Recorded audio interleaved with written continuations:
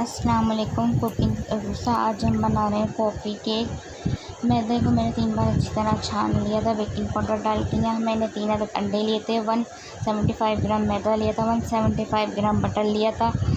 75 gram brown sugar ली थी, icing sugar ली थी 100 ग्राम। एक छोटी चाय की चमची मैंने लिक्विड कॉफ़ी ली थी। 1 चाय का चमचा मैंने कॉफ़ी पाउडर लिया था। कॉफ़ी आप जल्दी हल होने वाली कॉफ़ी लें, कोई सी भी ले लें आप जो जल्दी हल हो जाए।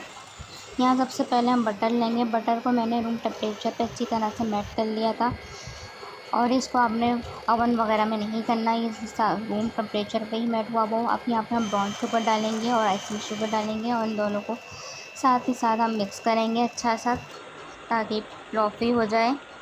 इसको अच्छी तरह से आपने मिक्स करना है। थोड़ी थोड़ी ब्राउन शुगर, थोड़ी थोड़ी आइसिंग शुगर डाल के आपने इसको अच्छी तरह से मिक्स करना है। फिर आपने थोड़ी सी कॉफ़ी पाउडर इसमें डालना है और इसको अच्छे से मिक्स करना है। फिर साथ ही आपने इसमें लिक्विड कॉफ़ी डाल देनी है, इसको भी अच्छी तरह से मिक्स करना है। फिर 1 बाय 1 आपने इसमें एक अंडा डालना है और उसको अच्छी तरह से मिक्स करते जाएं। एक अंडा डाला, मिक्स करा, दूसरा अंडा डाला, फिर मिक्स करा। अब हम इसको तीसरा अंडा डालेंगे, यानी कि आखिरी अंडा इसमें अब डालेंगे और उसको भी अच्छी तरह से मिक्स करेंगे। इसको अच्छी तरह से मिक्स करते रहना है। इसके बाद हम इसमें अब थोड़ा थोड़ा सा मैदा ऐड करेंगे और हैंड स्पैचुला की मदद से इसको हल्के हाथ से मिक्स करेंगे। आप आगे पीछे हाथ नहीं चलाइएगा, बिल्कुल एक साइड पे रो पे हाथ चलाइएगा ताकि आपका केक बैठे नहीं। और आपने इसको हल्के हाथ से फोल्ड करना है मैदे को अच्छी तरह से अंडे वगैरह में जब ये हमारा अच्छी तरह से मिक्स हो जाएगा तो हम केक साँचे में इसको डाल देंगे। यहाँ मेरे पास 9 इंच का केक साँचा था, इसके अंदर हम सारा ये बैटर डाल देंगे और इसको बेक करने के लिए रख देंगे। इसको पहले से हम अच्छी तरह सेट करेंगे, सारा जो भी हम इसमें डाल देंगे अच्छी तरह से साफ़ करके और इसको सेट कर लेंगे।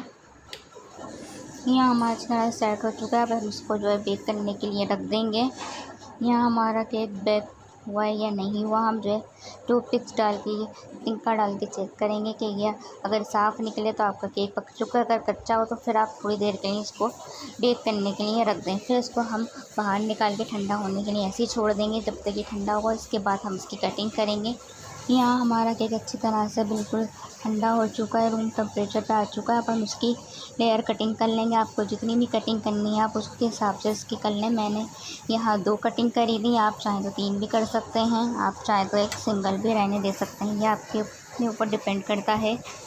इसके बाद हम इसकी आइसिंग करेंगे। यहाँ मैंने लिक्विड क्रीम ली थी, क्रीम में मैंने पानी मिला दिया था, आप चाहें तो शुगर सिरप भी लगा सकते हैं। इसके बाद मैंने चॉकलेट गनाश लगाई थी, आप चाहें तो चॉकलेट वगैरह को जो भी आपके पास हो आप वो भी लगा सकते हैं। इसको अच्छी तरह से मिक्स करें। इसके बाद मैंने क्रीम लगाई थी और इसको भी अच्छी तरह से मिक्स कर लिया था। इसको अच्छी तरह से सेट करेंगे। ध्यान रहे कि क्रीम और चॉकलेट आपकी आपस में मिक्स ना हो, क्रीम आपके ऊपर रहे और वो आपकी चॉकलेट गनाश वगैरह ये अलग रहे। इसी तरह हम दूसरी लेयर के साथ भी हम कर लेंगे। चॉकलेट सीरम लगाएंगे, चॉकलेट गनाश वगैरह लगाएंगे और फिर क्रीम लगाएंगे और उसके बाद फिर हम ऊपर टॉप पर उसकी आइसिंग करेंगे और क्रीम लगाएंगे। क्रीम आपने पूरी सेट करना है, चारों तरफ आप क्रीम लगा दें। आप चाहे तो डायरेक्ट चॉकलेट गनाश भी लगा सकते हैं, आप चाहे तो बटर क्रीम से भी लगा सकते हैं।